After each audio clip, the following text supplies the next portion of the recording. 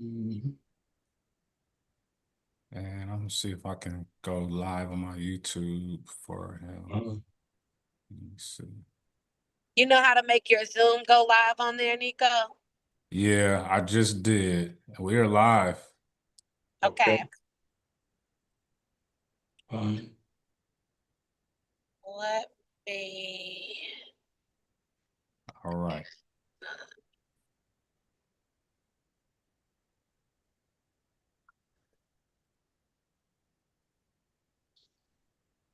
Girl, by All the- right. Showtime.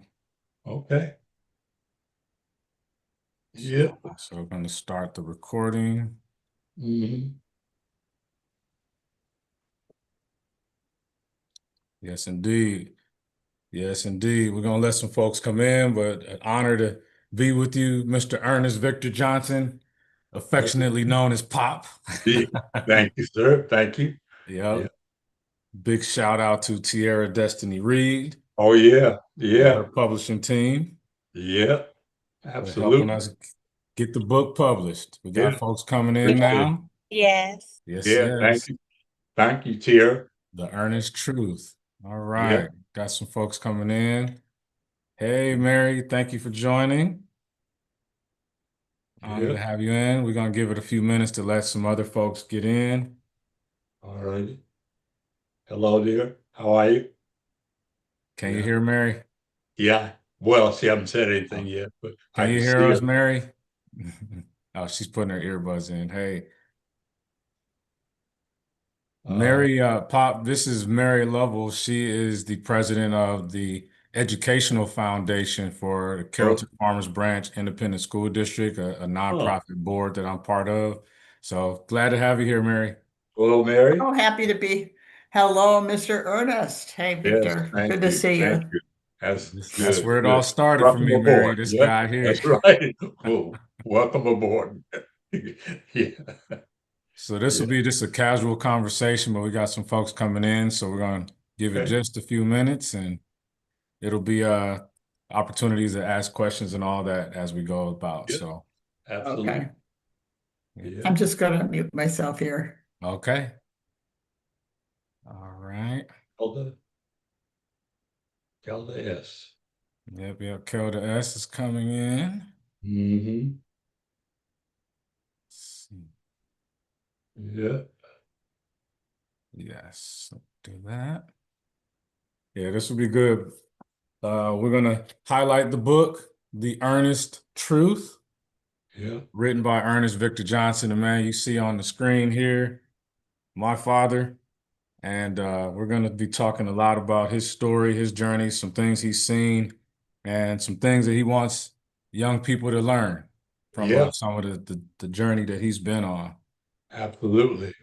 And I'll introduce you formally here in just a second. Okay. We'll give it just a quick moment.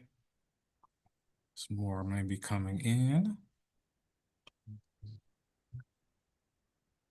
And we are on live on my YouTube channel as well. So Mm-hmm. you may get comments later on. All Okay. right. We got And some. Nico, Yes. as we have people logging in, sometimes it's good for Granddaddy, the author, to read the back of the book Let him read it. Okay. if we need a little extra time before you start the interview. Okay. That's good. We got folks coming in here pretty well now. Yeah. Nice. All right. Ebony. Yeah. There's Yeah. Mr. Davis. Eric Davis. Nice. There My he running is. partner. Your running Yeah. partner. Okay. Long Ranger and Tato. Okay. Okay. Can you hear me, Eric? Yes, I can hear Okay, you. buddy. All right, buddy. Thanks for being here, Mr. Davis. We All right, how appreciate you, you brother. doing, Victor? How are Yeah. you? Yeah. Did you know All right. So Mr. Davis? Did you I know think we Mr. met Davis? before, yeah. And he's Yeah, gonna do some work for me, one of my rental properties, I think, if I'm not Yeah. mistaken, if that's the same yeah. Davis. Yes. Yeah. Yep. There's only one Eric Davis. There you go. That's Okay. for sure. Well, good. All right.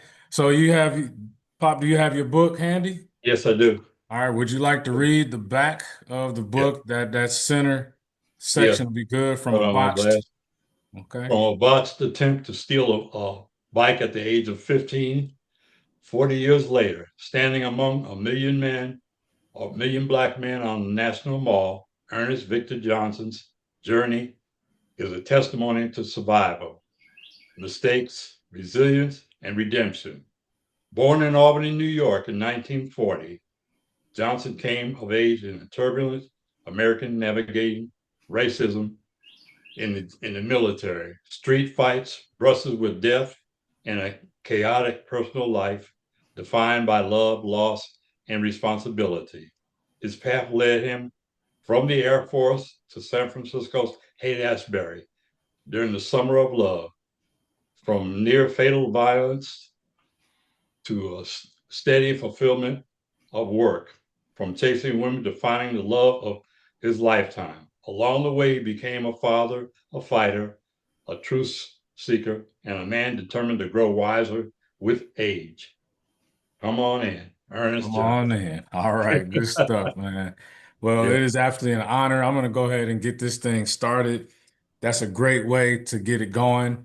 For those who are not aware, we are here to celebrate the launch of The Earnest Truth, written by Ernest Victor Johnson, published by TDR Brands Publishing.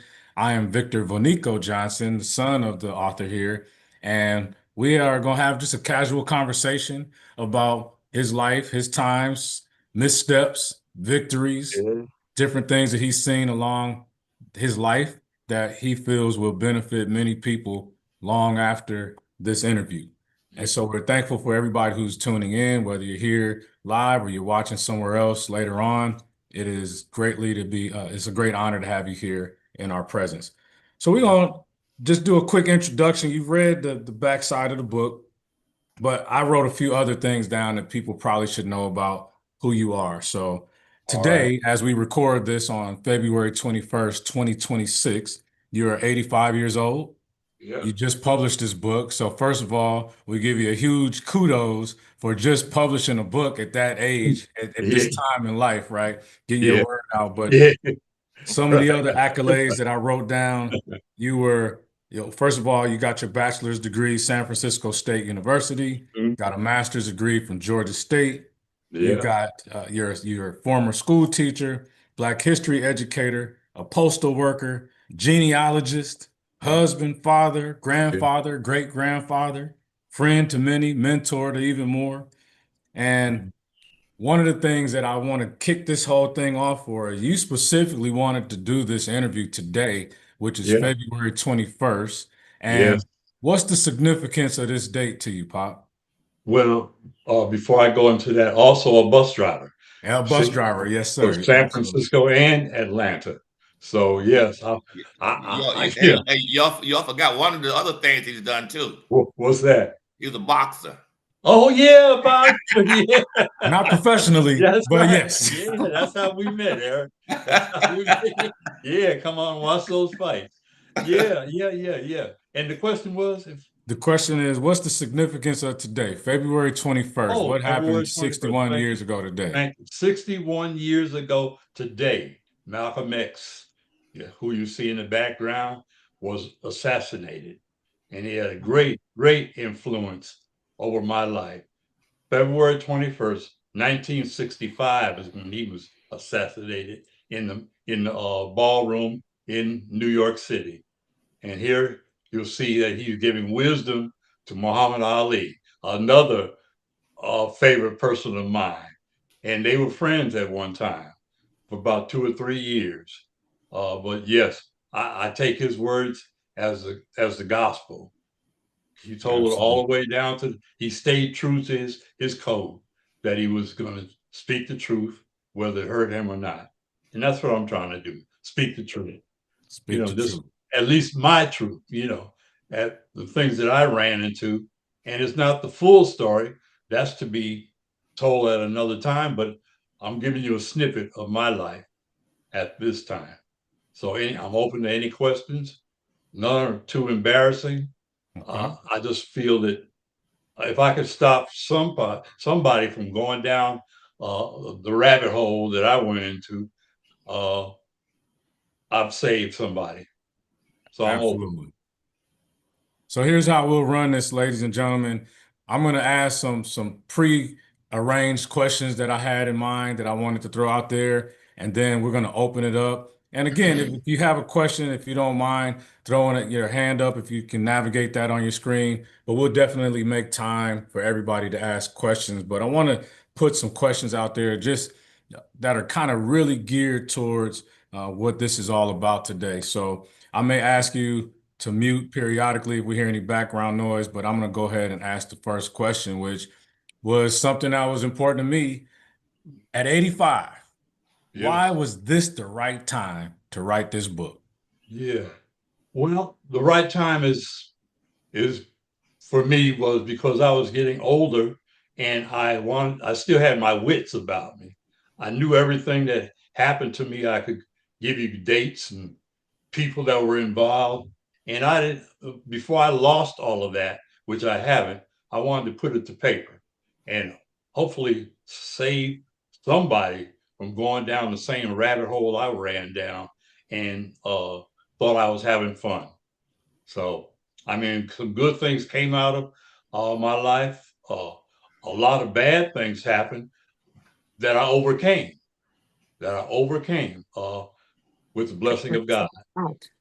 Absolutely. I love that. I love that. And I appreciate that you shared that because oftentimes we have information Yeah. inside of us that needs to be spread out, but maybe we're too ashamed or timid to Yeah. share it in a written form because of being concerned about any backlash. But I appreciate your transparency in this whole process. And I guess, right out the gate, what do you think? I mean, for those who may not even be able to stay on very long, whatever, like, what is one thing that people, why should they get this book? Like, what is it that's going to really stand out about this book for the person who purchased that book? It's a good question. I just feel that when you go to school, you learn about other people, uh, George Washington, Abraham Lincoln. You got a person still living that's made a lot of mistakes and recovered from them. Recovered from them. That's the blessing for me.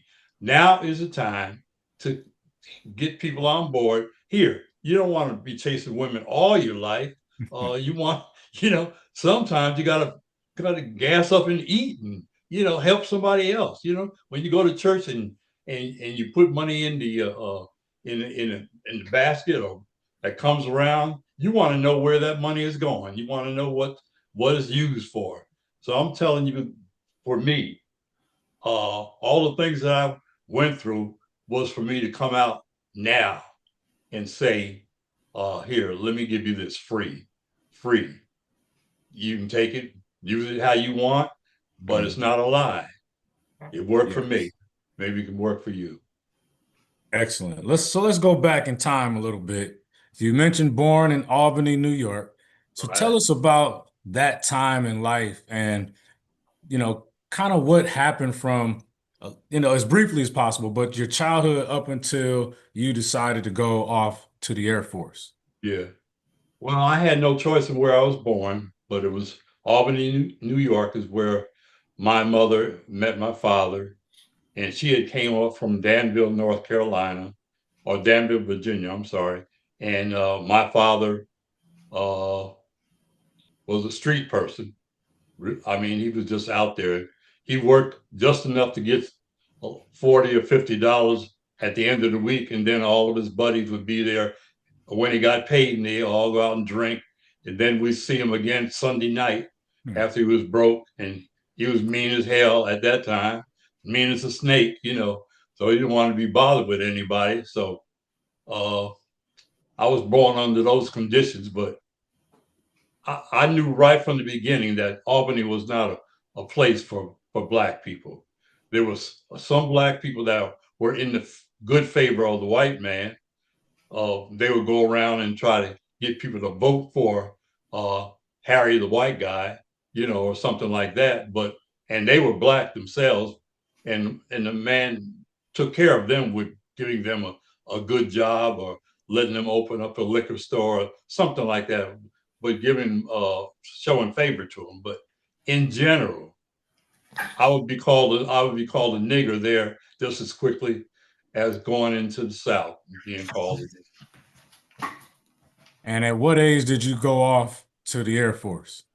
at 16, and that was due in part because I gotten in trouble locally in the neighborhood by stealing a bike, and they had put me in what they call a detention center for 10 days, and it was like jail to me.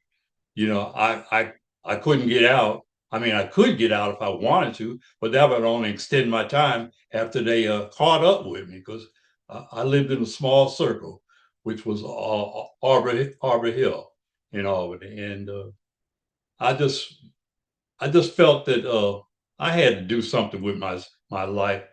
So earlier on, I went down. My mother, at my suggestion, my mother took me down to the recruiting office, which I had always seen as I was running around the streets.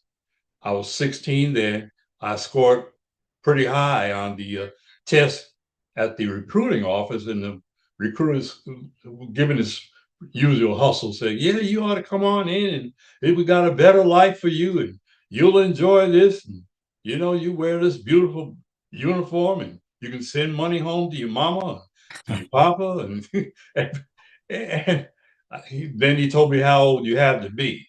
Well, you had to be 17 to get in the military. And I was 15 and a half at that time.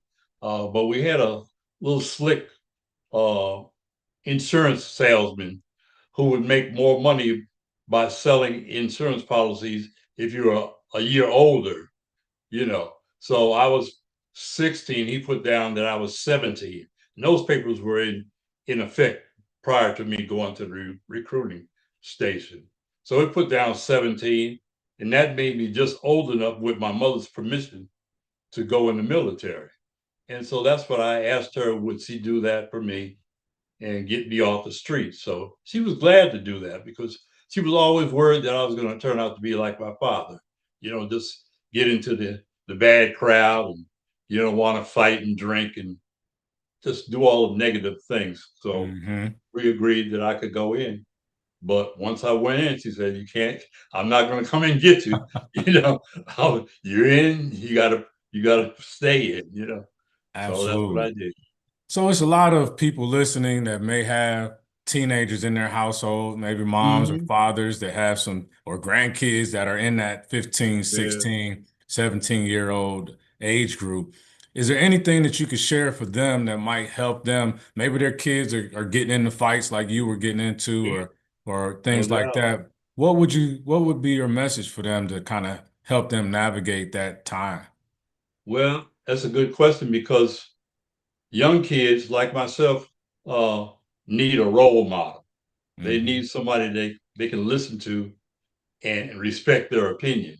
So a lot of times the kids are not respecting their fathers or their mothers, but they'll respect a friend that they run around with. So you got to be able to stay on top of keep an investigative state of mind where you can know who your child is running around with, and that person can help if they're old enough. If they're the same age, that's not going to help. But the child has got to believe in what you say as a parent, you know. So you got to show integrity and just somebody that they can say, yeah, my mama told me this, my daddy told me this because he went in, and this is what happened to him, and he's Hmm. endorsed it. So you know, just believing in somebody that they can hold on to. Absolutely. So you went off to the service, Hmm. and what age were you when you got out? When I got out. Well, the getting out part was I was 16. I was 20. I was actually 21 when I got out because I what we call extended while I was in the military. Hmm. I extended my time instead of getting out 4 years later.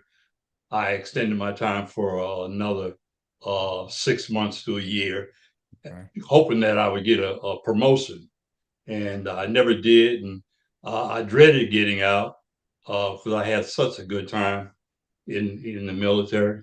But I met a lot of good friends, and I just had a problem adjusting to civilian life. I even got fired when I got my first job outside when I was working for Montgomery Wards as an order filler. Just if people wanted a boat or something like that. Well, say they wanted a bicycle, but they want a red bicycle. Well, I would put blue in in the order instead of red. So Right. they put up with me for a little while, and then they gave me some walking papers. Okay. And I was So back in Albany, New York. I was back in Albany. Yes, it was. Okay, so now I'm doing my math here. This is early 60s, maybe 61, Yes, 62-ish. You're sir. 21, 22 years old. Let's talk about that. You got back and you kind of feeling yourself and sowing your oats or whatever they call it. What was hmm going on and what was the next move for you once you got out of there? Well, when I got out, I got that job, uh, and I got my own apartment. I didn't want to live with my mother or sister anymore. So I got my own apartment, well, near the hub of town, or near where all the action was.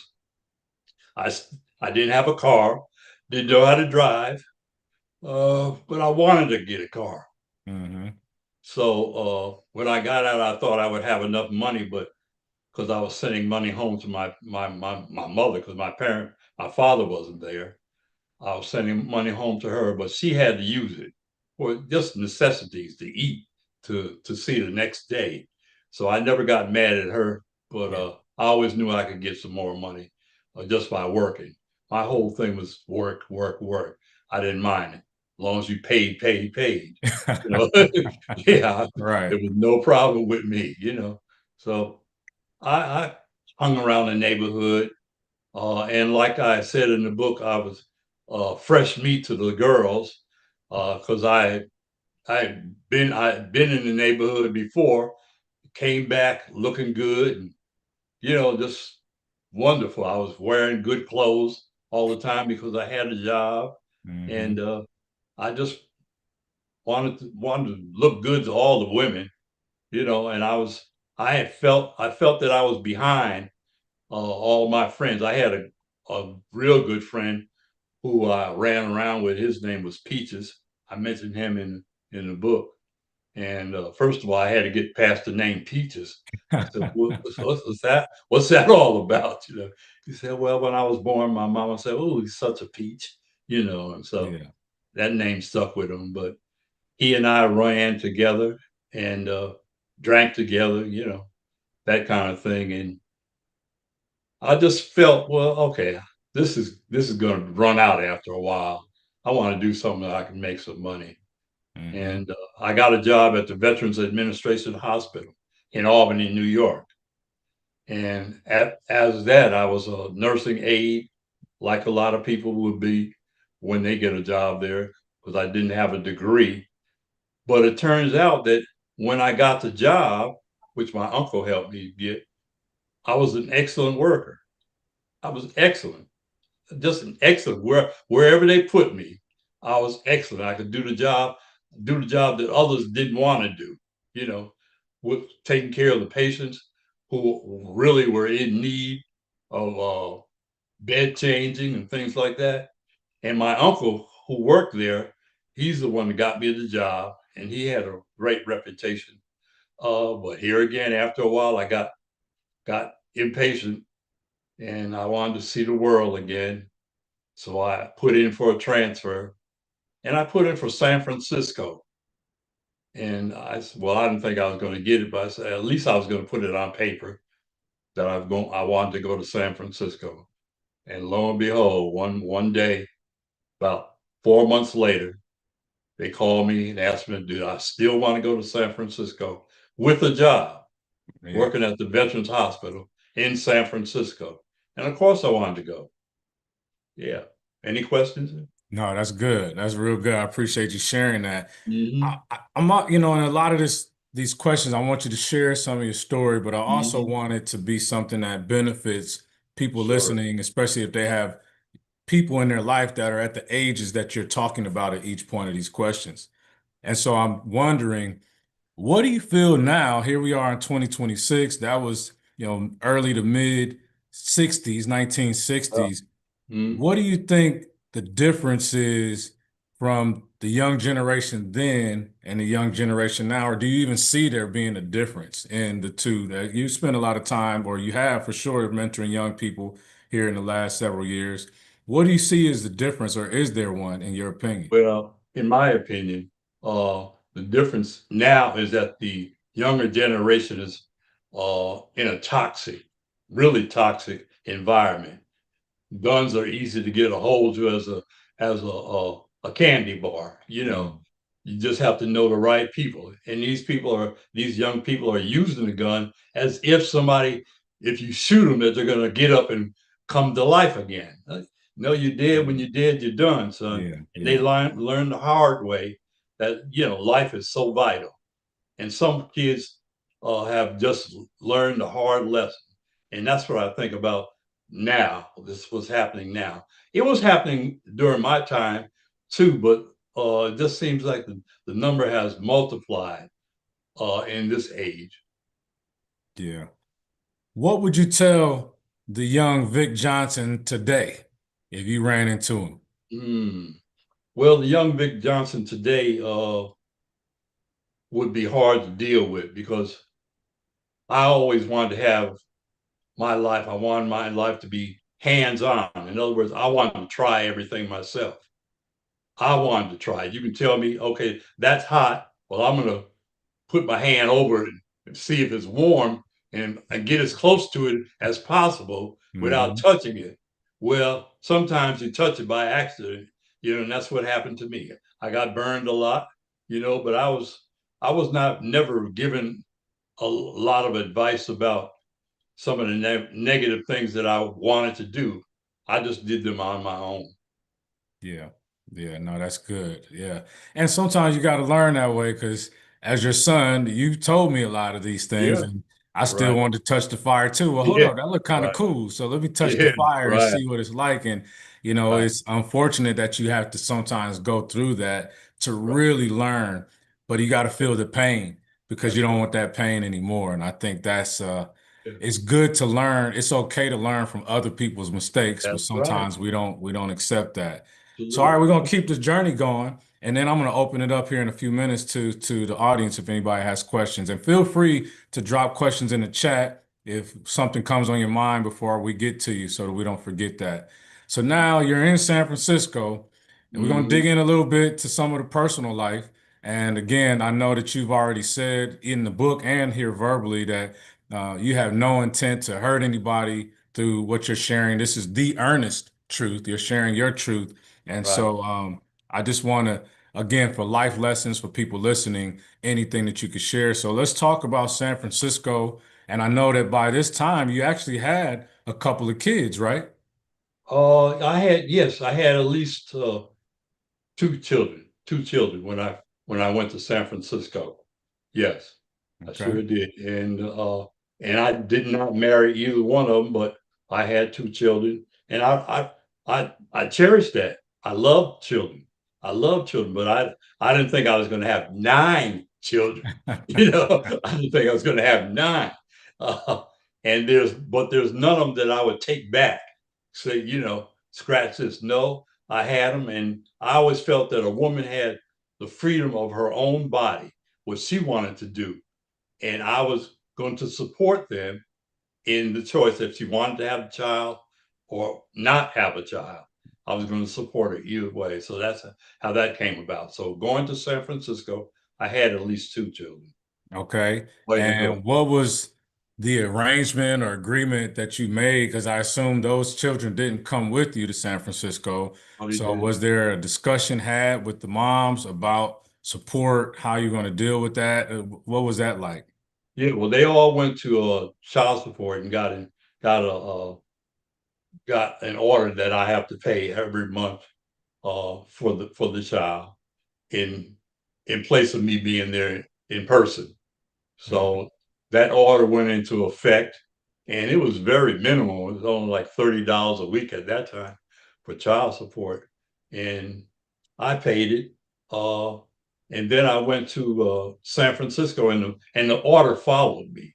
Mm-hmm. It goes with you, and it didn't follow you until it didn't get authorized until the years that I went to San Francisco, which is 1965.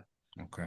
Then in 1966, anybody that had child support, it could be enforced in California, Mississippi, wherever. So that followed me, and you know, I, I had to keep a job, so I had to keep a job, and I didn't mind working.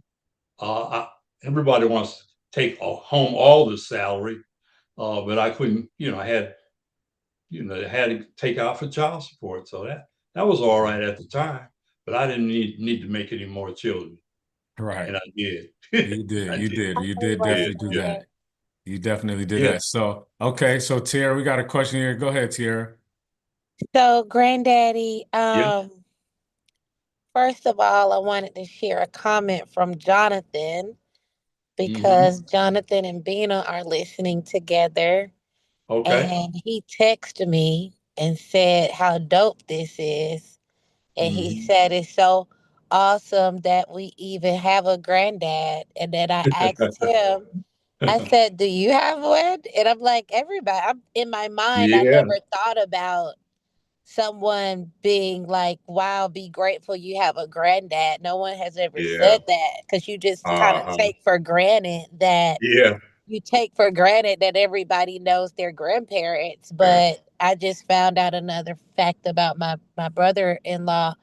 Um, and so some people's grandparents pass away before they're born, and they don't ever meet them. So I wanted to congratulate you on this major accomplishment, and more even than finishing the book, which is major because its legacy is going to live now forever.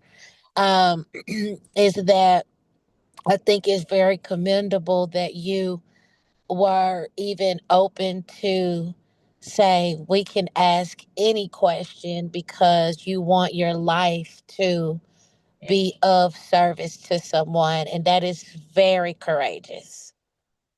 Thank you. Well, thank you for being my co-writer or Yes. or instigator. Yeah. Of Yeah, this book. Yeah.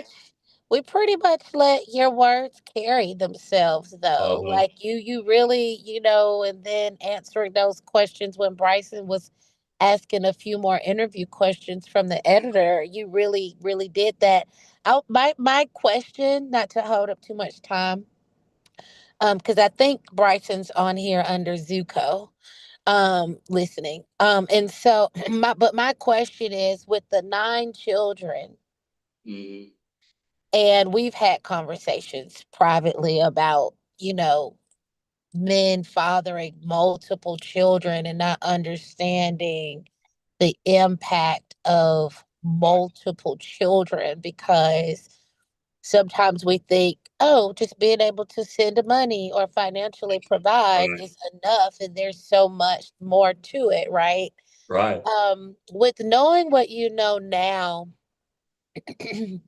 what is your advice to a young man and the mindset of of course they're going to go through the seasons of fun. What's your advice when they're in that exploratory, I'm dating all the women? What's your advice at that stage? And then what's your advice as it pertains to fatherhood? Okay. I'll deal with the first one first. Uh, you have to protect yourself and the woman. Don't leave it up to the woman to just take care of herself for avoiding pregnancy. Uh, if you, as a man, if you wear a condom, and I never wore a condom in my life.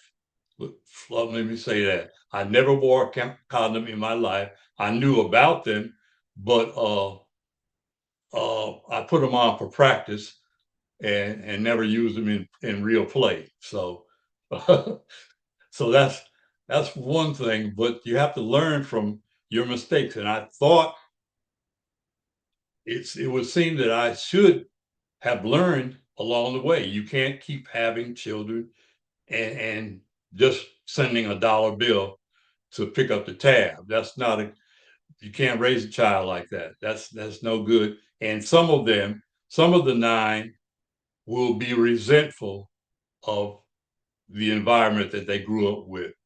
And that's without a father.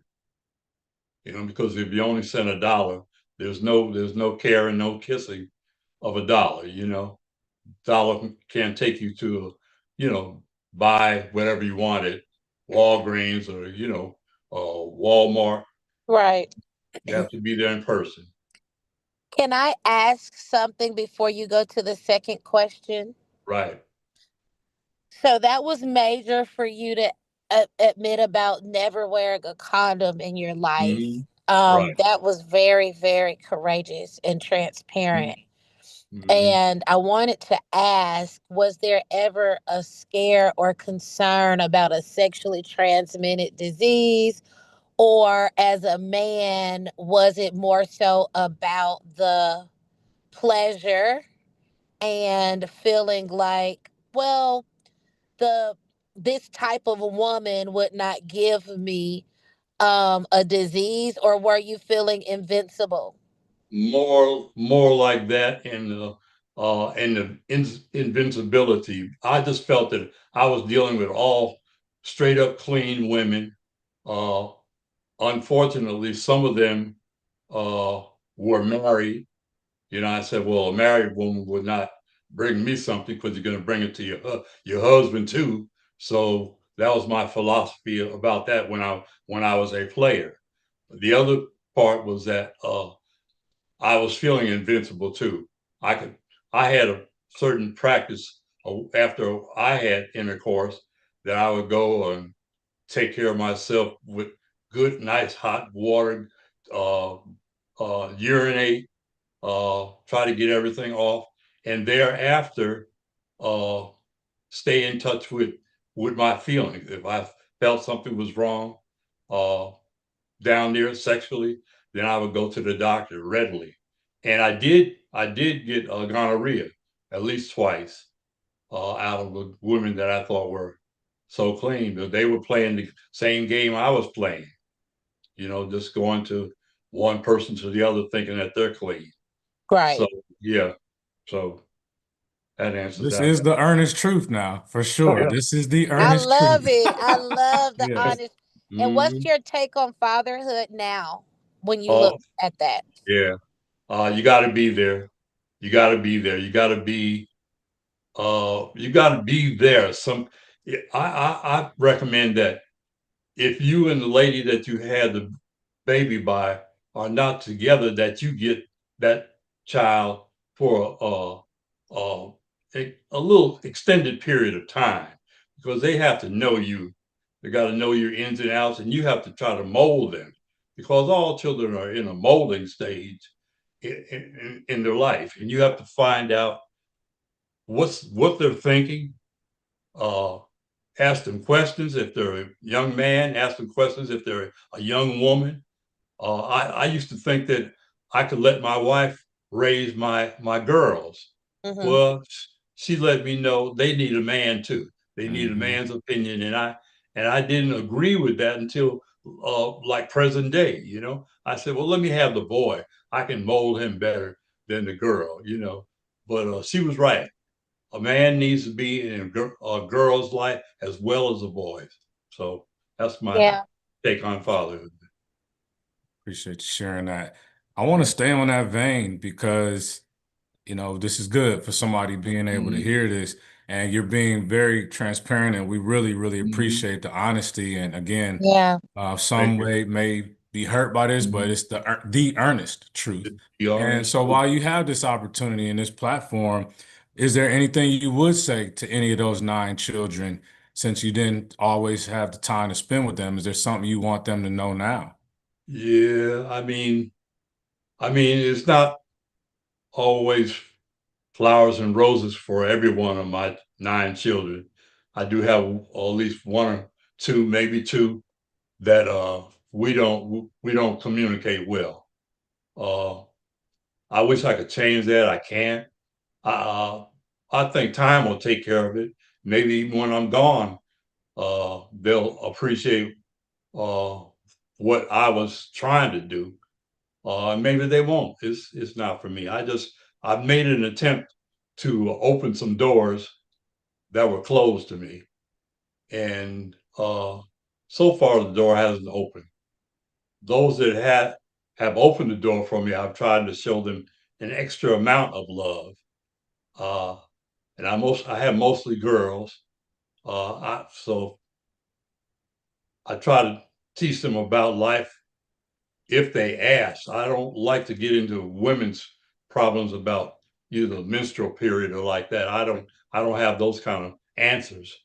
But at least I stay with a woman that wouldn't mind talking to them, and we talk to them together.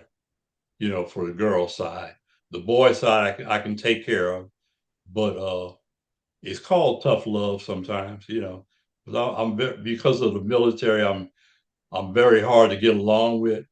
I'm very opinionated. Uh, when I like you, I really like you. When I love you, I really love you. I'm not going to try to play a game with you. Uh, and I'm going to try to give you everything that I got, every benefit that I've received. I want to pass it on to you because I love you. So that's my take on fatherhood. Appreciate that. We're gonna go to Nikisha. She has a question. Okay. Hello, Mr. Johnson. How are you? Very good, man.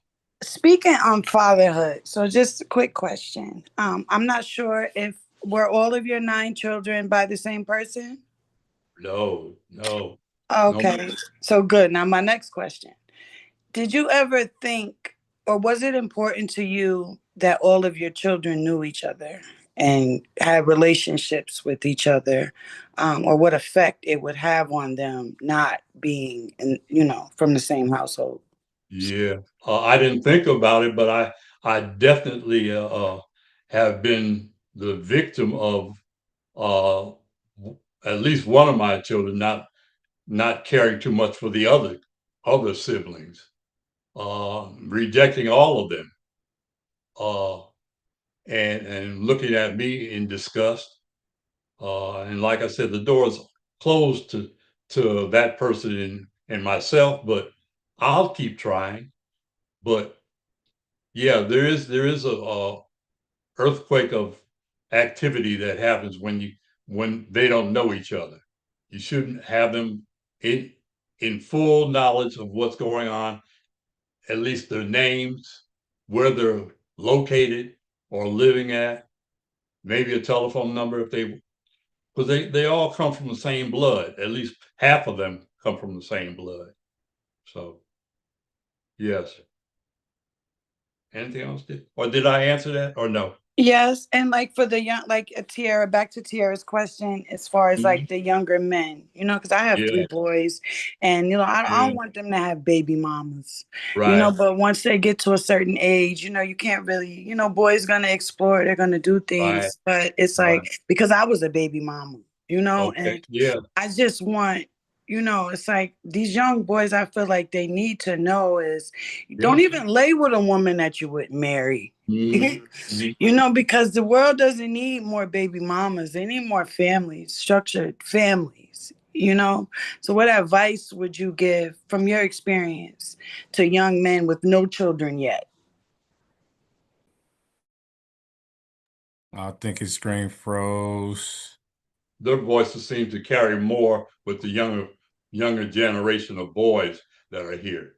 But the person that comes forward, if it is a man, it's got to be a strong man, a man who can stand up to the ins and outs of the world and someone who's striving to be something in life. If that man that you choose to talk to your son is a wimp or hanging out on the blocks and waiting for somebody to get enough money together for some wine, he's not the person that you want to talk to your child.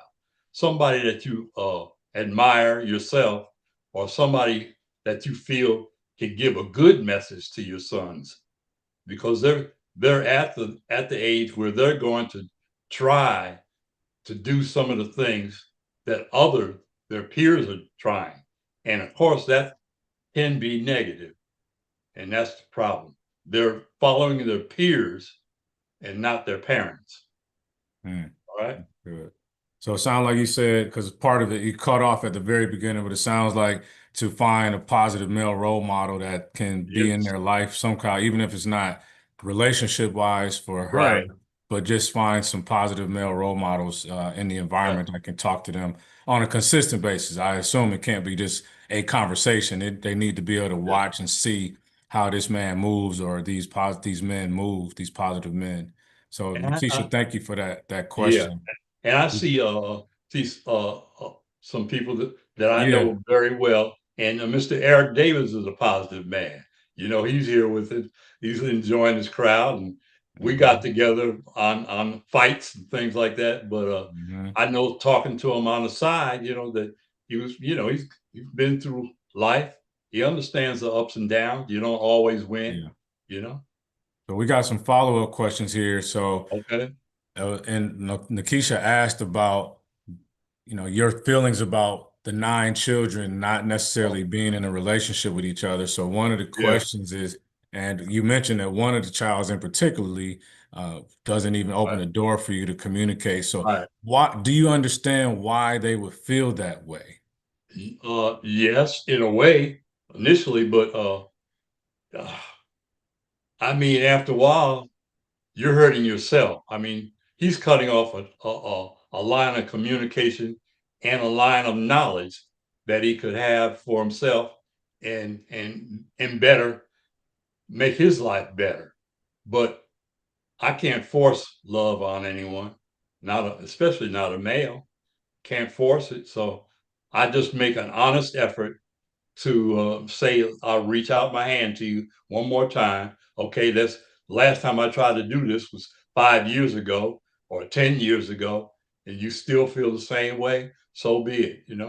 Well, so here's the question, and I'll say as one of those children, Mhm. and we've been able to work through, our Right, relationship over the years. And, right. as a kid, you don't have the same knowledge, but some of that pain still carries with you deep into your Right. adulthood. And so, Yeah. again, I think part of it is just uh that person that you're talking about shared with me one time how they were Mhm. hurt because they were building a relationship with a younger brother, and then suddenly I got separated from them, but for whatever reasons, right? And so not being able to have your siblings around you as a kid, you feel like you might be the reason why, or you sometimes you add your own blame to it when it's not their fault.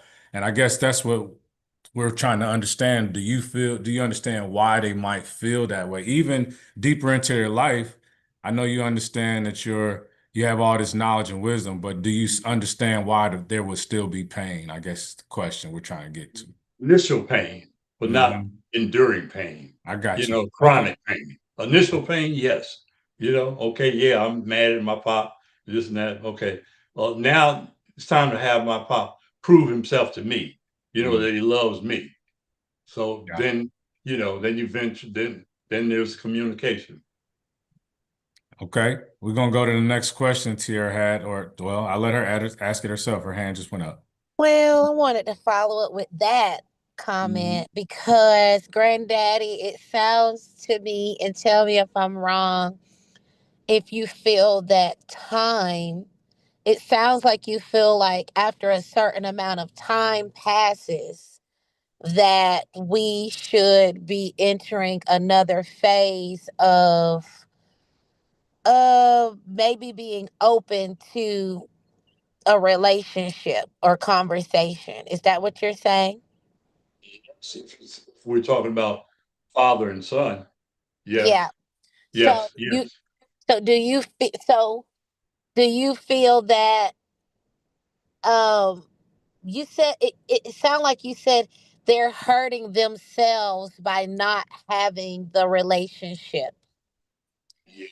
Can you help me understand how you feel that they're hurting themselves by not having it, that they may not realize? Because I grew up without my biological dad, and I thought that I was missing out until we reconnected And then I understood more, but then I did get grateful that we had the reconnection. So I'm just trying to understand Yeah.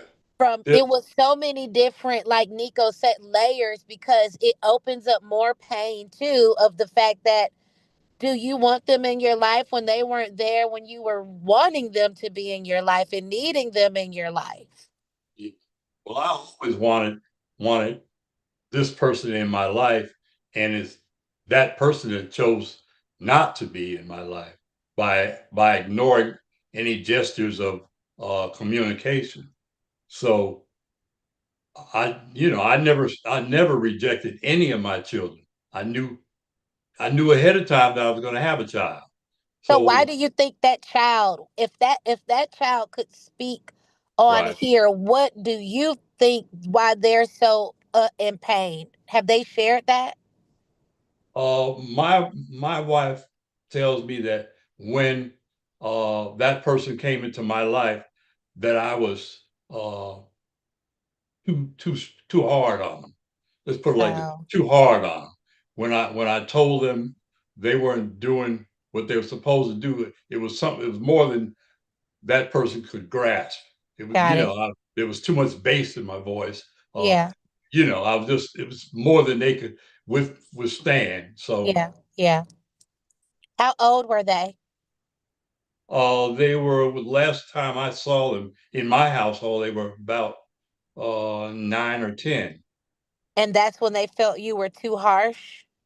Yes. Then they came back. Oh, they came back to go to college in Atlanta, Okay, and that's really the time they stayed with me then, and okay, that's really the time that I my wife said I really went off on him, because he was going to college, uh-huh, which is a beautiful thing, yeah, uh, but he wanted to go back home, and I bought him a ticket.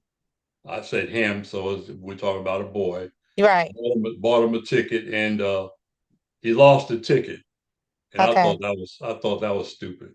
I just couldn't. You're gonna lose a ticket, and he was throwing out clothes, and he just, when he got on the plane, he was crying, and because we had to repurchase a ticket, and so that's the last encounter we had. So it wasn't pleasant on my part, and it's probably devastating for him. And you're Yeah, saying you feel like because so much time has gone by that he's hurting himself by not allowing the conversation?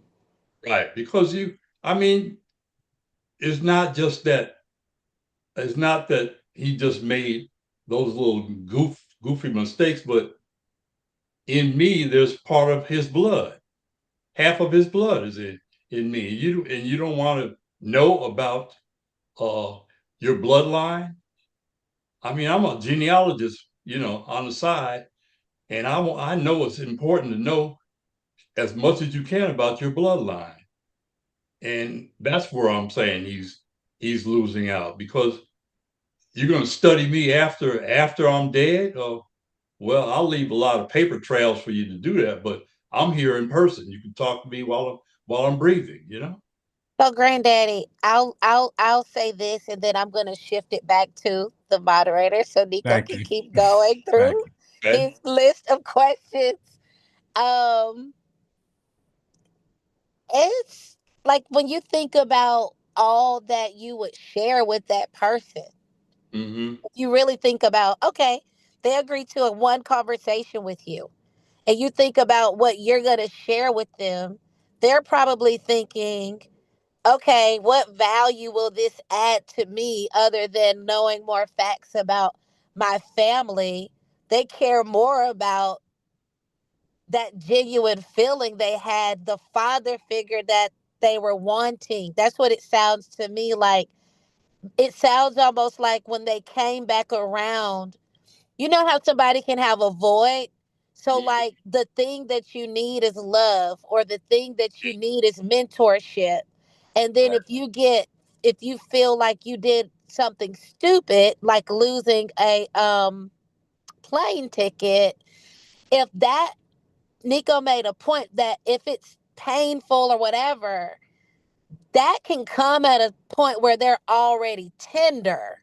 And so if they're already tender, they probably just feel like, you know what, we tried. Let me just take what I do know and move on with my life because they don't want to take a chance in more pain or whatever. So I love you. I think, like to Nico's point, he's going to keep going with the questions, the earnest truth. You are being raw honest, which is amazing. It's amazing. So I just want to thank you for that. But with my dad, even though we reconnected, perfect point. The moment I felt that he was mean to me or aggressive or rude, which is a natural emotion, we all have the right to be upset. We do. But it's just something about a parent that was not there with you when you were crying or stressed or scared, and you can't just call them to cover you. And then they try to correct you and jumping down your throat. All I want to do is block him when he Yeah. did that. And so, like, I'm just saying, from a child's perspective, maybe it's just harder for us because we always looking at the times we needed that person. And why wouldn't they just be comforting and supportive when we're in their life? That's how it feels. Okay. All right. I take that as a valid comment, but I just feel a little bit differently. I just feel that he would be on an equal plane with Vanico, Yeah, you know. yeah, Vanico's Vanico's prodding. He's going forward. He meets challenges. Some he overcomes and some he conquers, but he yeah. keeps on going forward. And that's he I feel he would if if this person, this son of mine would come on board, he would well, he's probably well into his life now. Probably doesn't need much guidance from me, but it's just I just think he's losing out. And But I'm did you losing out too. apologize? Did you ever apologize for how you said what you said in the treatment? Well, let's put it like this. I never got close to him. We never got close to each other Okay. since, you know, I would let him know that I'm in town by way of his sister, you know. She would tell him, well, daddy's in town, do you want to have lunch with him or something? And he said, no, thank you, just politely. So I that, understand. Well, I'm I gonna thank move you on. that I'm for gonna move that. on. Thank you Yeah. so much. No, I Thank you. appreciate you all digging right. that out. Appreciate that, T. I'm gonna move on because what I do want to bring up is like now you're at the age where your kids, most of us have kids, right? And so Yeah. that means you Yeah, got grandkids and you have right, great grandkids. And what do right. you want your grandchildren to understand about your life? Yeah. Like, that even though I had obstacles, some were self-induced, the obstacles that are in front of me, that society is going to be an obstacle for you because you're a Black person. That's what I want them to know about their Blackness. Be in love with your Blackness. Be proud of your Blackness. As Malcolm would say, you know, don't be afraid of it. Don't be hiding it, divide it. More than anything, I want them to be aware and proud to be a Black person. Okay. No, that's good. And I know you do a lot of talking in schools and whatnot about Yeah, Black history. And sure let's do. talk there for a minute. This is Black History Month at the time of this recording. Mm-hmm. Um, what contribution, and I saw it sounds like a stupid question, but what contribution or contributions would you say that the Black community has contributed to the United States? I mean, let's just throw that out there. Well, you kind of left yourself open to me because if anybody started with uh, Trump on down were to say that America is great, please remember that the Black man built America. It was built on their labor, their back, and they didn't pay a dime for it. The labor that the Black people put out there to build these buildings and make things possible. It was mainly black people that did all the work without as much of a thanks or get out the way nigger or whatever. Just Mhm. yeah. Okay. Appreciate that. And then I'm gonna come to Nikisha's question in just a second. The follow-up question is, and without discussing any political people or anything, is voting important? What are your viewpoints about voting? Yeah, uh, we had leaders in the past that have pioneered the thought of voting. You need to put your name on a ballot, making choices of who you want to run your life when you're trying to run your own life. What I mean by that is, if you live in a community, let's start there. You want to know, you want a better, cleaner environment. You want somebody to pick up the trash that's going on. Who's the fire chief? Who's in charge of human resources for the area? Is are we hiring the right people? You got to put the right people in place for your benefit and for your community and your family's benefit. If it's going to be always a buddy, uh, you're going to make sure it's a buddy all the time. You're not going to get the job done, because all buddies don't do a good job. Sounds like you're saying this, they definitely should start in the local Yeah, political realm, not even just looking at the national. You're absolutely. talking about school board person, the Right. mayor, city Absolutely. council, and all those different roles, right? Absolutely. Nepotism won't get it. Hmm. Nepotism is when you just hire your a relative, or Hmm. a friend of a friend or something like that. No, we want people to do the job regardless of their race. Yeah. Regardless of their race. Very good. Very good. All right, I'm gonna go back to a couple questions. So Nikisha's question was, did Mr. Johnson grow up in a household with both parents? Off and on, I can tell you a lot of people that I talk to, they wish they didn't grow up with a father, but I had my father mostly in my household, but I wished I didn't. Mm, Because he was cruel to me.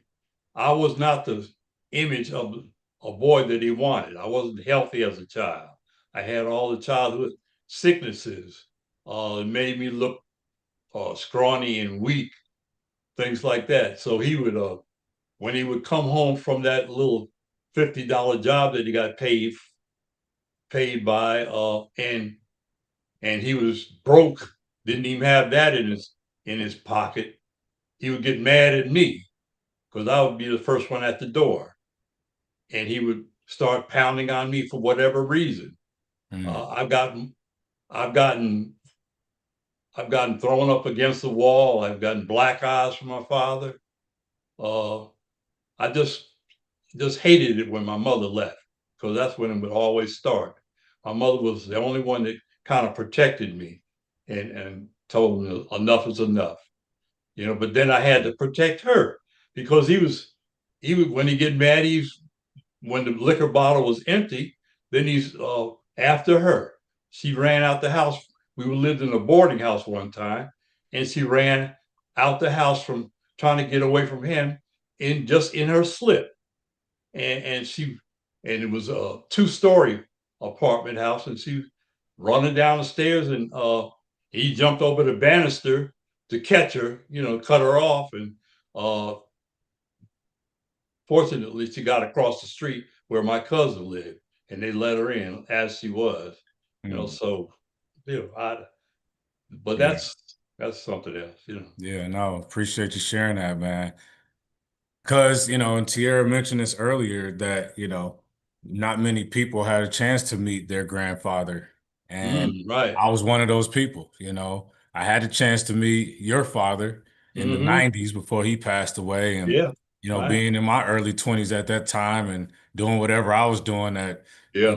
that was attracting my attention, I Mm-hmm. passed on the opportunity to ride up to Albany, New York with you guys and my sisters to meet Right. him, which turned out a couple years later or so when he passed away. And it's one of the I'm a person who doesn't live with many regrets, but that's one of them is that I didn't have a chance to hug my grandfather in life, right? Yeah, And so that's something that I think if a grandfather, for yeah. anybody who's listening, is in your life, at least have that opportunity to touch them, shake their hand, ask the questions. And so, and then my mom doesn't even know who her father is. So we've never met my maternal grandfather either. So that's just one of the things that I've never had the opportunity to. And so I'm glad that that was shared here.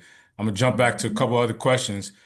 So we were talking about Black history and the Black men and whatnot for your life. And I gave a litany of titles that you've carried throughout life. Mhm. What is your most proud moment as a Black man in your life?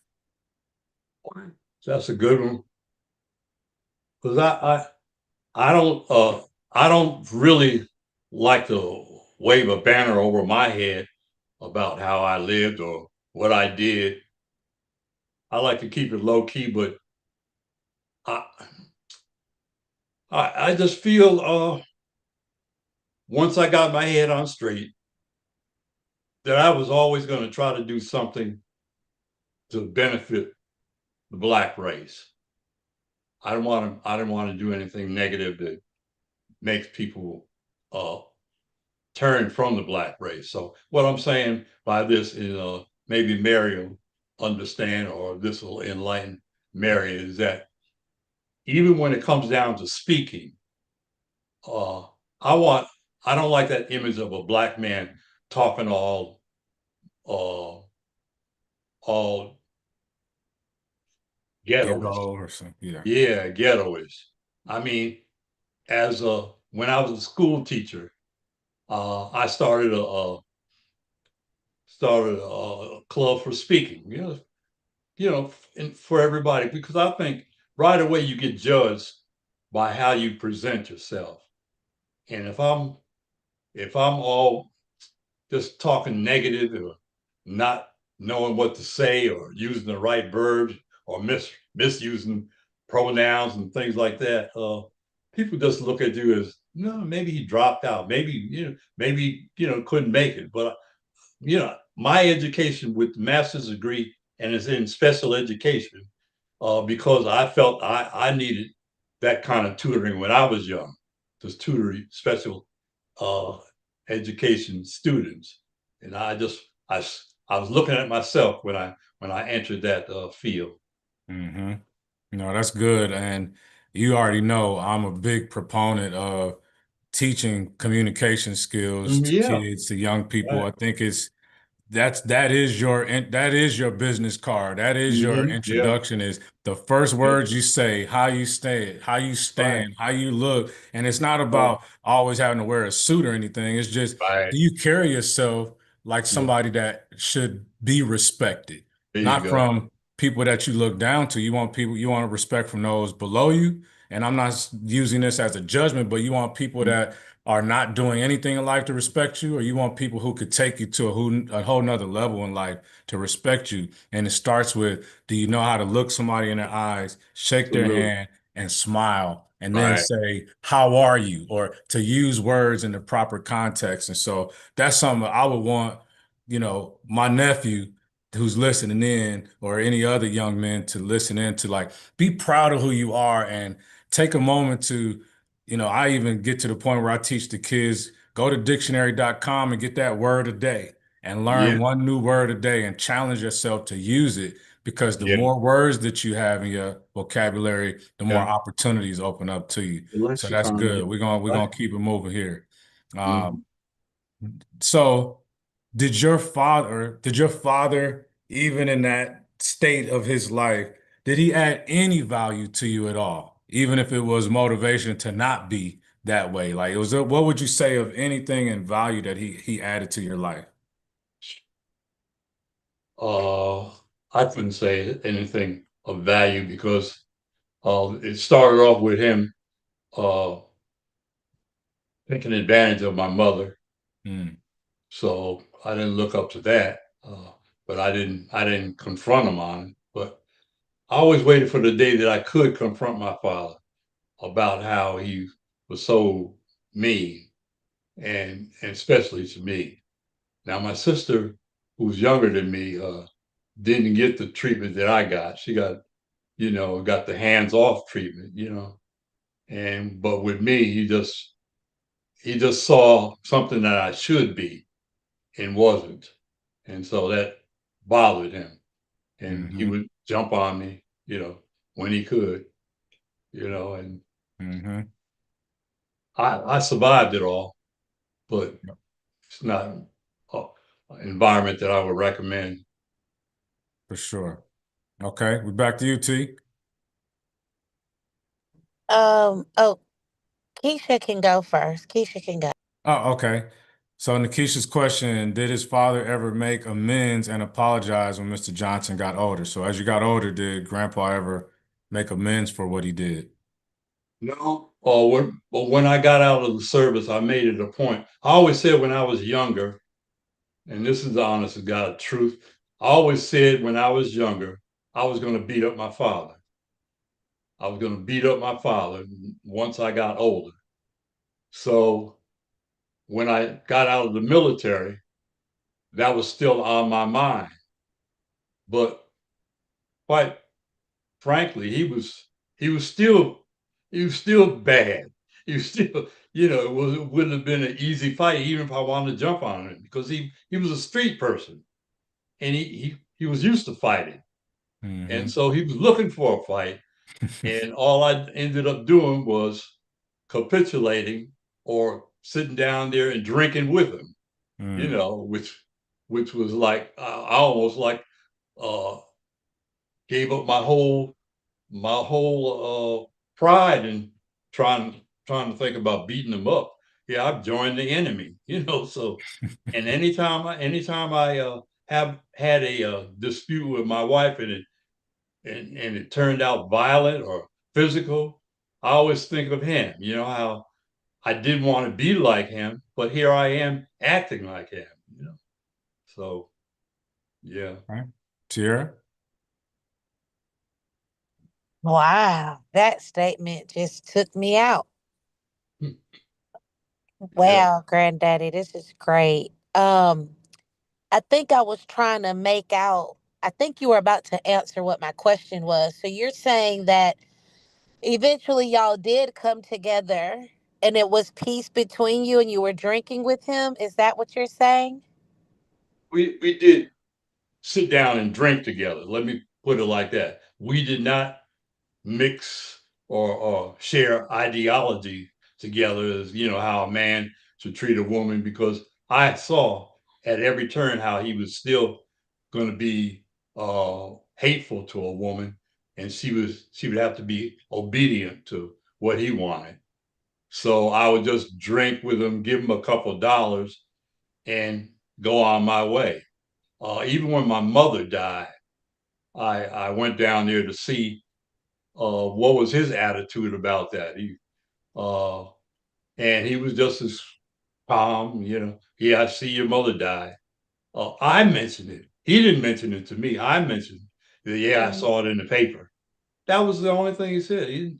Nothing else. I mean, and he grabbed my mother. She was 15 when Wow. she was 15 when she got pregnant by me.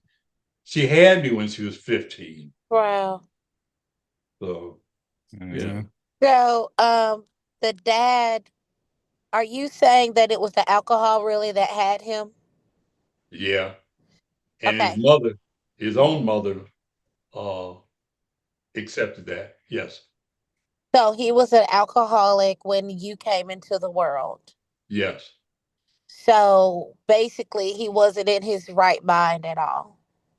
Well, that's to me, that's a cop out for him. Because when you're in between drinks, there's got to be some sanity somewhere. How even if it's only where am I going to get the next money for the next drink? Right, right. And so, with that, if I'm understanding, you said basically he didn't add any value to your life other than you being born. Right. In fact, there are times that I act too much like him. I mean, where I'm just whole to what's going on around me. Like uh, I show no feelings for my wife or something like that. And it comes from being around him because he would not let you know how he felt. So his dad could have been like that too, right? He could have been, but he didn't know his dad that much because I do genealogy and I found his father, which he didn't know. Or whoever influenced him, would you agree that he could have gotten that trait from survival like you did?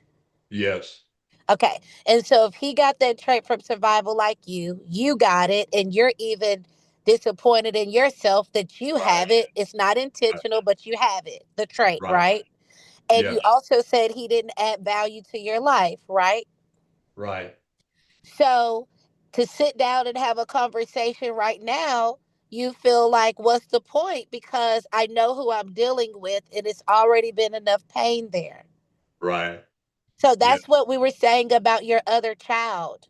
The Oh, other child is reliving that same reality. Like they can't see past what hurt them, even though your heart may be different. If your dad was alive and his heart was different, it may be yeah, hard for you to believe that what value am I going to get all of a sudden because this, when I needed it, still haunts me. It still hurts too much. That's what I was just trying to help. Maybe sometime I can't get a message, but like when my child says it and I kind of look at it from their shoes or whatever, then I kind of get it. So like I was hearing your heart, how much it hurt you when your dad would just abuse you physically. And sometimes people don't understand it has the same impact emotionally or mentally if we feel like we're nothing to a parent. So if your child may have felt that, not that that was your intention, but I was just wanting to make that point. all right. I have to do more research on that, but I accept your answer. Okay. Yep. All Okay. right. Let's go to Ebony's got a question. Okay. Hi, so I am one of the daughters. And I do remember, Daddy, when we went to your father's funeral, and the fact that he was such a great grandfather and father figure to some other kids. How did that make you feel? It bewildered. I was confused. And, I said as a joke that I went back to look in the casket to see was that the same person that that raised me, because they were all saying little poems that they had made up for him. And I just couldn't understand how could this be the same person? Yeah, you're right, Ebony. You're right. Yeah. Yeah, that was interesting. But look, Yeah. I know it can kind of hurt, and you know that hurt goes a long way. So Yeah, it does. Yeah. Yeah.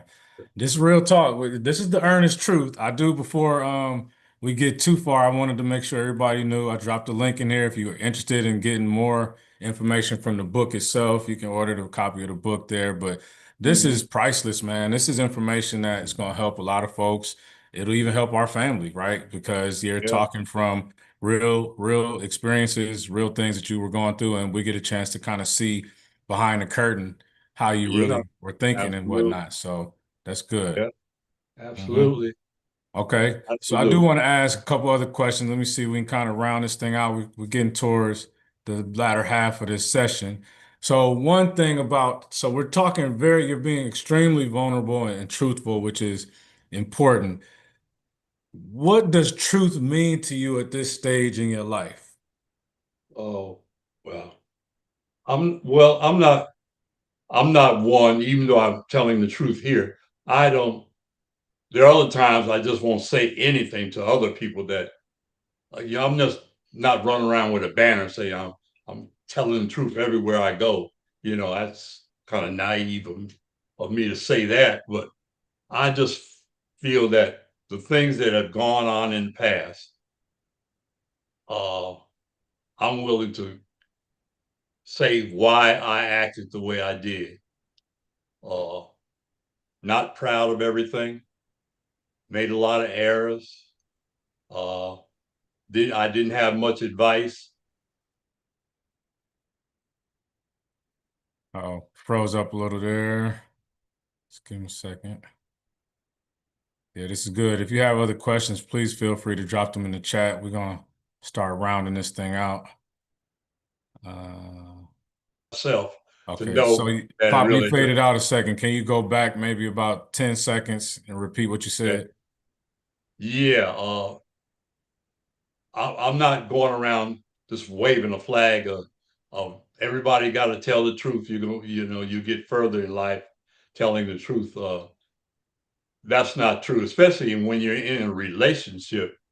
There's times that the truth might hurt that relationship, and you don't want that woman to leave you because she knows the truth now. That's good. I'm gonna Okay. get a lot of feedback from that. Mm-hmm. All right, we're gonna stay on this father question here. Tierra's asking, have you totally forgiven your father? Yes, I have, because the pain is mine. After he's gone, I mean, he doesn't feel anything. If I say I hate him to death, it's still on me. I'm just bringing more pain that I got to carry. So I've let it go. I've Facts. let it go. And if he was still here, what would you say to him, or would you ask? What question would you ask him? We would have a long sit down talk. I mean, it would be man to man. And even though I know he's got a short temper, I wouldn't care. I mean, it would just be man to man. Why did you do this? You had a good woman, and you marred her life, with your actions, and I would expect him to accept that. Yes, I was right, because I lived his life, on the receiving end. So. Mm-hmm. So I have two quick questions, then I'm gonna go to you, T. So one is you have a sister. You already mentioned her. What was I her relationship with Grandpa? Well, I mentioned it, but I must have been briefly. She was untouchable. What I mean by that, he never did anything to her, but hug and kiss her. You know, and my sister had a great relationship with my mother. They were like sisters together, and she's still alive, fortunately. And but I just kiddingly I remind her of my childhood, and she was there to witness it, you know, Mhm. but she couldn't do anything to stop it. But Okay. yeah, she didn't get harmed. And all the way up until he passed, they had a good relationship. Yes, I don't know if Okay. she went to the funeral though. I don't Okay. remember that. Do you remember, Ebony? I guess Ebony's not there. Yeah, Okay. I I'm don't know. here. I'm sorry. I was on mute. Do Yeah, you remember Auntie Joyce went to the funeral. she Yes. did? Okay, Uh-huh. We were all there, yeah. Okay. okay, gotcha. And then my next question was, and again, this is you in the hot seat, man. So we really appreciate you sharing this because it's gonna be tremendously valuable to other young men. But what can you share for yourself or for other men out there that have had, up and down relationships with their wives about treatment? Like, is there anything you've learned about better treatment and how to be a better husband through the experiences that you had with Yeah. your father? Well, through my father. Let me Or understand just your in question. general, anything you learned that can help you be a better husband. Well, let me start by saying I have got the best wife uh, possible.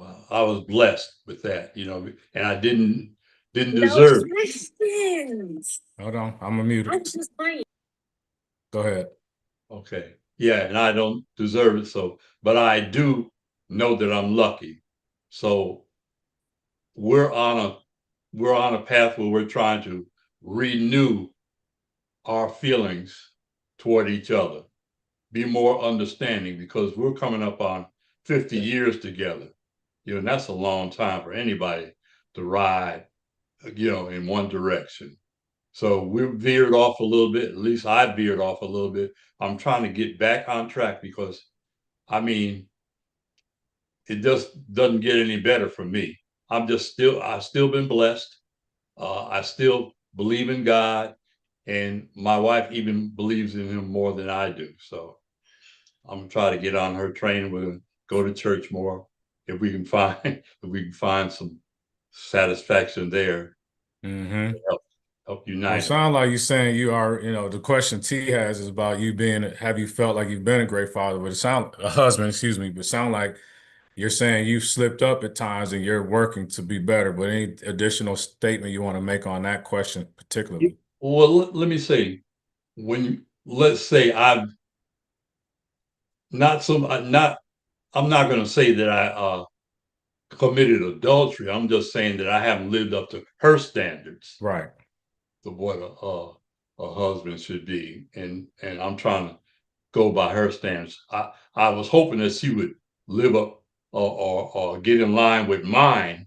I wanted to be the dominant force, but Mhm. hers are better than mine. All I right. All realize right. that. So That's good. I'm gonna get on her train. That's good. I love that. All right. Eric, I'm gonna be a Question. wimp from now on. So, Oh man, nah, that's you showing more strength than anything. So your granddaughter had a question. Granddaughter asked, or great granddaughter actually, mhm. no, granddaughter asked, what would be the best advice you can give to your granddaughters? Wow. Be very selective about the man you want in your life, even at a young age, because mistakes happen for women between 10 and 25, the age of 10 and 25, where they're either having children, uh, unwed children, without a husband to support them, uh, or getting married too soon just because they think they're in love, so to speak. But just be very, it's more important that you pick the right man or the right mate. I'll put, I'll say mate now because everybody's not getting married, you know. Hmm. So the Hmm. right mate for future development of both of you. And y'all see the grades. I got a granddaughter myself now, and I can Mhm. piggyback off of that. But I would also encourage them to find ways to develop their greatness, Yeah. outside of a mate. Like you don't Mhm. have to have a mate to be great. You can be great within your own Right. self, and to develop, find what makes you happy, Right. be excellent at it, study it, work at it, and you'll attract the great mate because you're already great in your own likeness. So that would be my 2 cents to add there. Um, okay, they're coming in now here. So I want to go to Nikisha's and then we're gonna come back up. What advice would you give to men regarding the importance of being in their daughters' lives? Be there. Be there. You can't just send a dollar bill and expect that dollar bill to represent you. I thought that, all they want is the money. They don't really need me. You got to be there. It's got raising a woman uh, or a son is a hands-on experience. You got to have hands-on. Whether unless they show that they don't want you there, then go away and come back.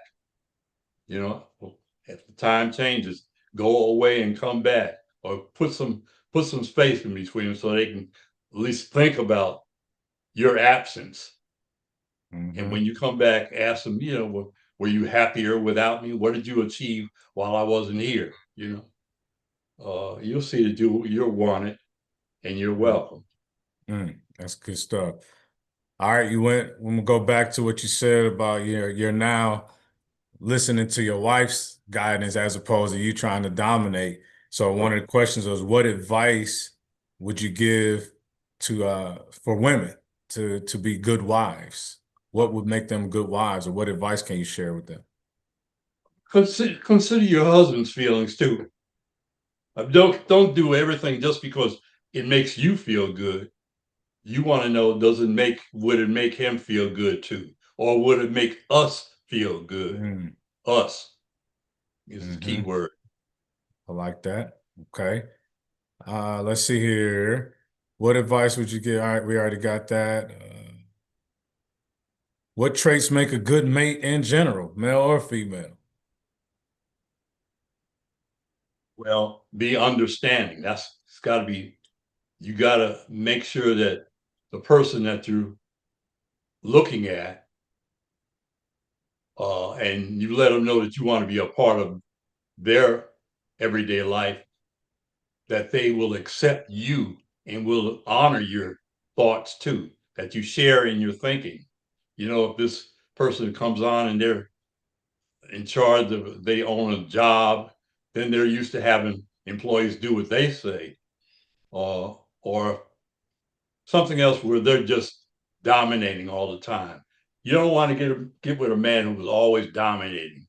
You want them to be able to share on meals, places to go, especially during when you want to get away together. Try Mhm. different things. You know, Okay. don't close your mind off to. You know, we got to live in a world where we have to. I have opened up to gay people, even though I don't like the idea of it, but I have to open up because it's a part of society now. You know, I just Mhm. I'm glad you mentioned that, not specifically that, but just over the decades that you've been on this earth, you've yeah, seen different multitudes of ideologies, of things that are acceptable, not acceptable, then right. again acceptable. And Yeah. I guess one of the questions that I would have for you is, how have you been able to, for the most part, from what I've seen, people respect you and who you are and what you do in the community and in your life. Like, how do you navigate all these different ways of thinking throughout from the 50s, the 40s, the 50s, the 60s, 70s, 80s, all the way up to the 2020s? Like, what do you think has helped you to be able to be somebody who's one, survived it, but to be somewhat respected for the most part from most of the people that you engage with?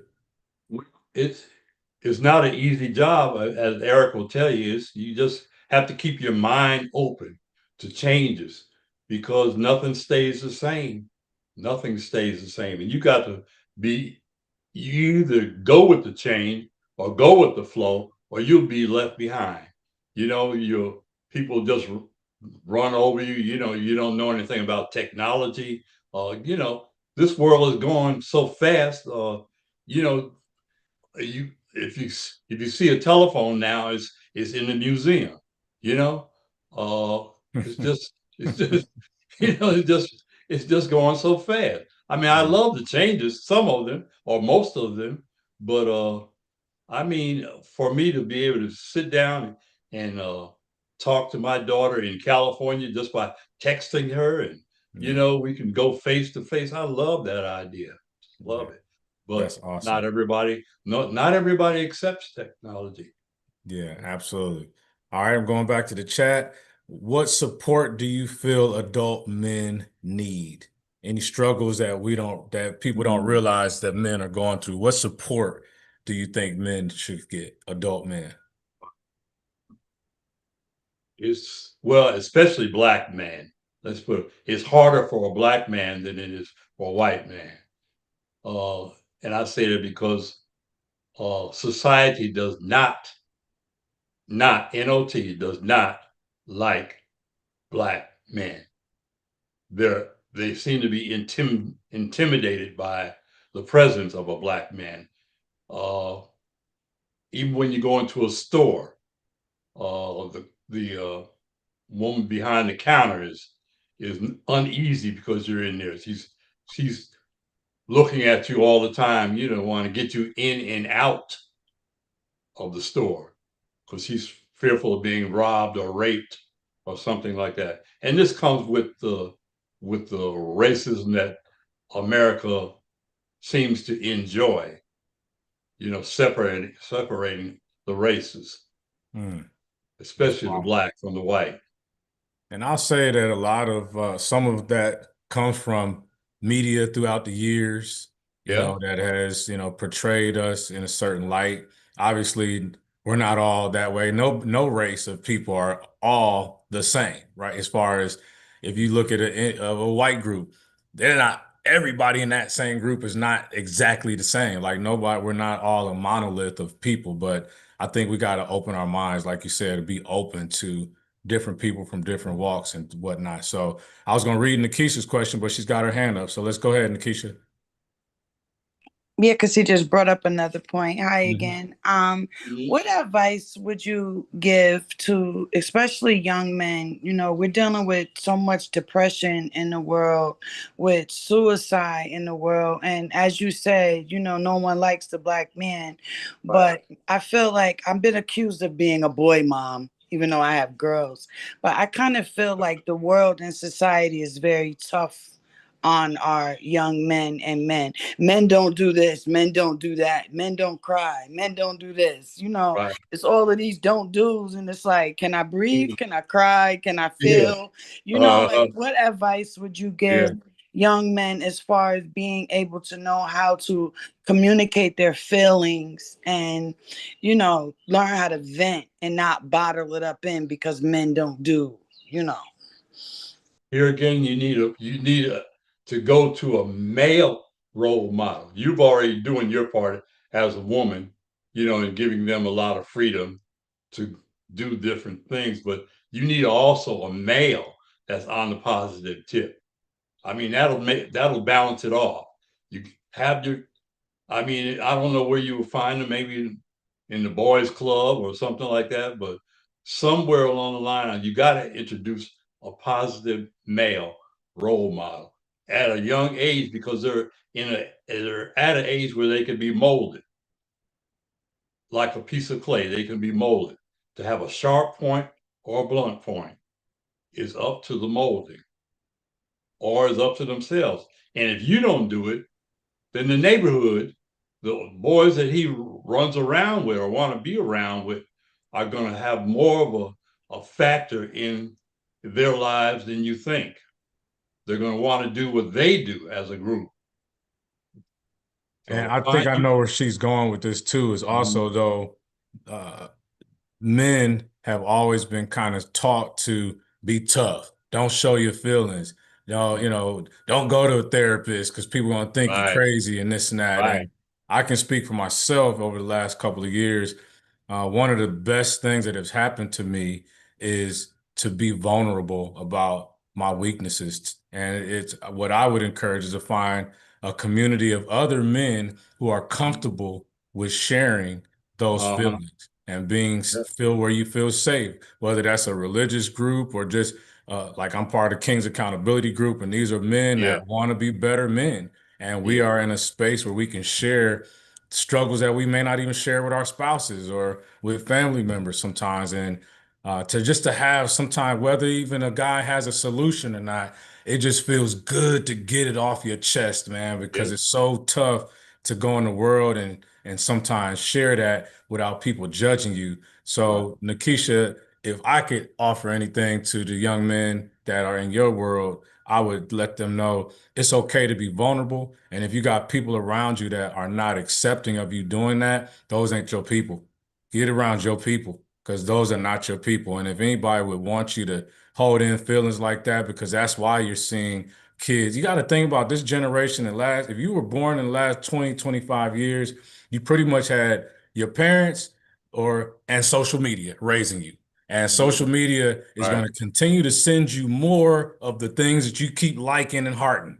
And if right, you keep liking and hearting stuff that ain't positive for you and toughness and shooting and all this craziness, mhm, you're gonna keep getting more, and you'll start to think that that is the world, and you can't share yourself to people who are tough and all this stuff. And so, encourage them to be vulnerable and feel free to reach out. I'll drop my information in here because I mentor a lot of young men, and I just think it's so powerful. It took me until I was almost 50 before I realized that it's okay to share your feelings and you got to get around your people. yeah. So that's good. That's what I would say. It's okay to cry. It's Yeah, definitely okay to cry. It feels so good, man. It's like for me, I like to work yeah, out. That's like lifting weights to be able to let yeah, that yeah. off and to let that steam off. So, all right, so we're gonna start wrapping this up. But there was another question. This one we might have to bring the tissue out, Pop. But question Come was, on. what do you miss most about your mother? Oh my goodness. Oh my goodness. I just Wow. So a woman that was so understanding of what was her environment. I mean, she knew that she had made a mistake too in having a child at a young age. She, of course, dropped out of school. I think she said she retested for the ninth grade, and she was proud of that, you know. But if there was ever a Mother Mary, that's what she was. I mean, she was accepted everybody, everybody, whether they were good good people or not. She uh she just welcomed everybody. I mean, she'd rather take you into her home and you do her wrong than to reject you at the door. You know, she wanted to see for herself that you're a good person. She believed in everybody. And of course she never found the right man, starting with my father. So she died wishing that she had found a successful man. What would she say about the earnest truth? She would she would feel good about it because she wanted me to always be the opposite of my father. See, my father wouldn't sit down and tell you the truth. You know, he wouldn't tell you anything. He wouldn't tell you anything. You know, you bring him a drink, he start talking, he started laughing with you, telling jokes, and or listening to jokes, but he just didn't give up much of his own personal life. He just, Yeah, just that's wasn't that kind awesome. of person. That Yeah. really is awesome that you share that. My Nana, I Yeah. miss Oh her to yeah, my heart. man. Yeah, she's definitely Yeah. someone that touched me, and I'm glad I got to spend those Oh couple God. of hours with her in those last few Yeah. months of her life. And she Yeah. shared a lot with me. And one of the things she told me was, "Son, get you some property." Is that right? Well, Yeah. yeah. Can you tell me Right. about, because she owned duplexes and quadruplexes, didn't Yeah. she, up in New Yeah, York? Can she you did. touch on I that was real so quickly? surprised. I was so surprised at that. I'm sending her money, and she's making it work by buying property. You know, said, wow. I came home. It was what eight apartment house. I mean, not apartment house, but she had one that was it carried eight 8 tenants. units. Yeah, yeah. One time, I thought, my goodness. You know, when I'm out talking a lot about real estate, I share with people the legacy that I got from both of my grandmothers, which, by the Uh huh. way, were Black women in the Yeah. 60s that Yeah. bought real estate without a Uh-huh. husband attached to them. When a Right. lot of times in many places you couldn't even buy real estate as a woman Yeah. without a man on the deed.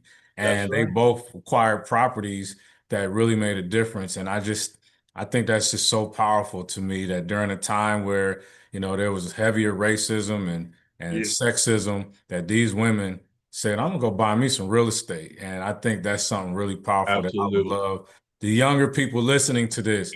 Get Yeah. yourself together and buy, even Yeah. if it's just a old dirt lot. They're Yeah. not making more land. That's If you right. could Buy buy some some more dirt. land, I promise you it will be the biggest and best investment of your life at some point. So that's really Yeah. good to know.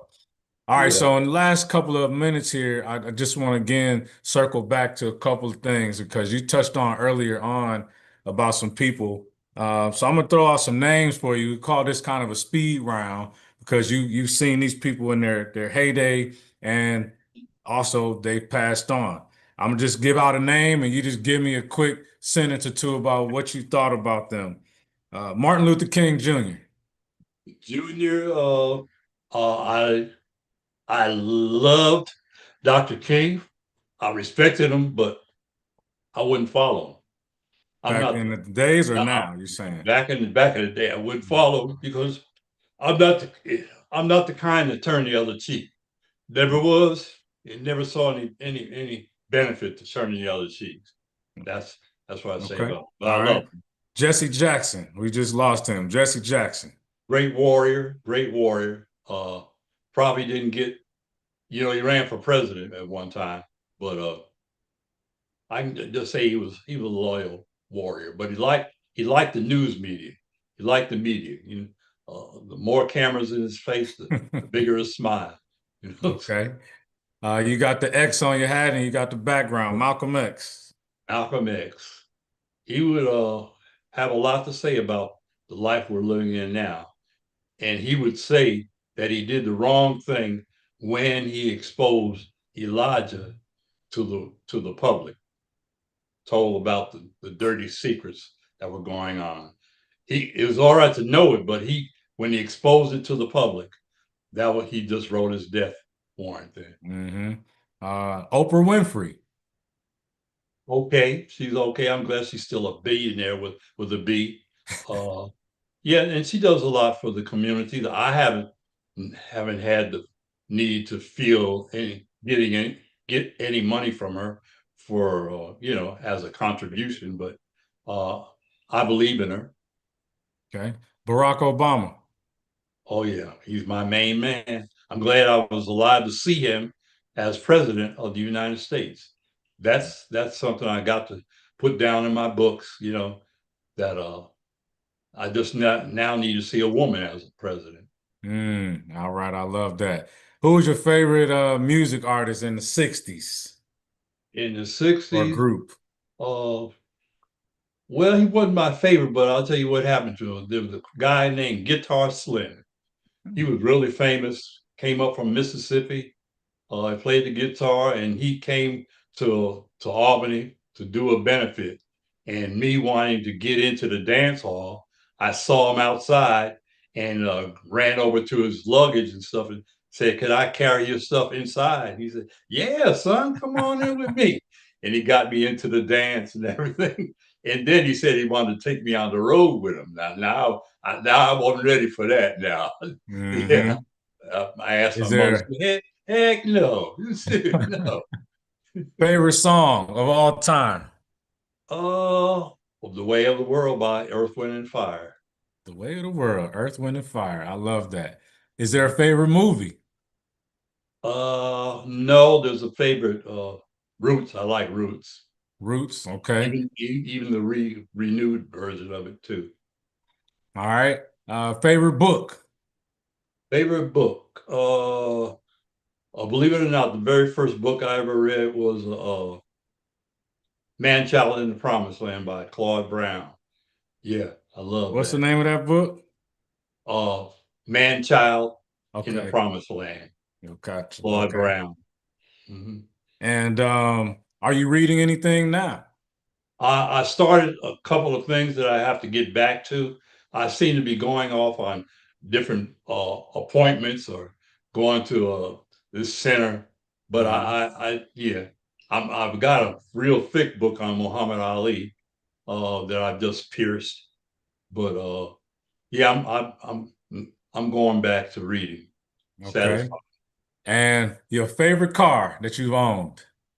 Oh, favorite car. Well, Mustang. Yeah. Mustang. Yeah. Mustang Sally. When did you Yeah. have that Mustang? What Uh, years I or had age? it when I first got a car in 1960 something, whatever, 65, 66. Yeah. It ran Nice. for about a year. Then it broke down. Okay. Okay. Okay. All right. But this has been a celebration of you releasing your book Mhm. again, The Yeah. Earnest Thank Truth. you. Yeah. And I want to ask you one final question about that. And I think we did get one more question. In fact, we'll do that before we do that. Favorite food? What's your Oh, favorite food? chicken and dumplings. Yep. Chicken and dumplings. Yep. Okay. Okay, and you've been around the world. Where you didn't even mention it. I didn't ask this, and I'm gonna Yeah. come back to your second part of the questions here. But what where did you go when you were in the Air Force? Where did they station you? Spent 3 years in France, in France, and that was when we were welcome in France. Now the military is not welcome in France by Charles de Gaulle. So yeah, I was there. I was stationed near Germany. We're probably about an hour or two from Hamburg, Germany. Yeah, or Okay. Strasbourg. Yeah. And is there a place that you've ever wanted to visit but never have? Nope. Hmm. No, no. Okay. I've been Okay. every place I want to go. All right. All Yep. right. That's fair. Okay. So in one sentence, what is the earnest truth? this this version of Ernest Truth is laying it all out on the table. Hope you like it, but if not, we're still going to survive. You know, hope you like it. Hope you like it. I don't. There might be a Ernest Truth too. We don't know because I didn't get into my childhood where how my father abused me, and things like that. And we'll see. We'll Yep. see. Well, we appreciate you sharing, and another big shout out to TDR Brands Publishing for putting the book out for you. And Yeah. everybody, I put the link in here if you want to get a copy, or if you think there's a person in your family or your circle that could benefit from the Mhm. stories. It's a very short read, but it Yeah. touches on some great, great information. Big shout out to everybody who's asked questions. Nakisha, thank you. Tierra, thank you. For sure, Thank Ebony, you. for coming in. Mary, thank you for being here. My man, Eric Davis, thank you, sir, for Yeah. sitting on Yeah. in. We really Yes, appreciate sir. this. Any final comments, thoughts, or statements you want to make, Pop? No, sir. I'm glad we did this. This is new to me, but I embrace media as long as it doesn't kill me. Okay. All right, and T, you got a final question? Yeah, Granddaddy, this has been phenomenal, and I wanted to ask you, what is your advice for someone similar to yourself that is nervous about being vulnerable and putting it all out, but they haven't written their story yet. It's a lot of mistakes they feel like maybe they made. What encouragement do you have for someone else that might be struggling where you showed courage?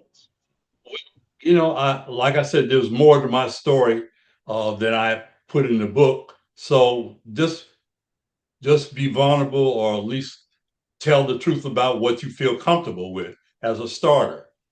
And as you see a response to that, uh, then you can add more.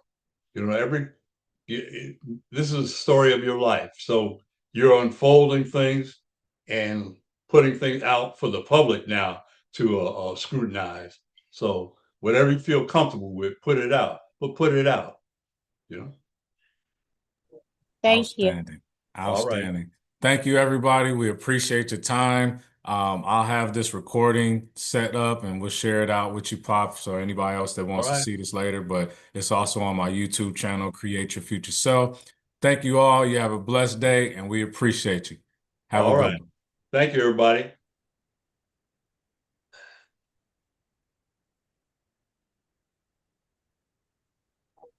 Great job, Nico. Bye. Bye-bye. Thank you. Mr. Davis, thank you for hanging in, man. Zuko, we see you, bruh. I hope you got something from this. Yeah, well, his life is pretty similar to mine, so I can identify with everything he said. Everything.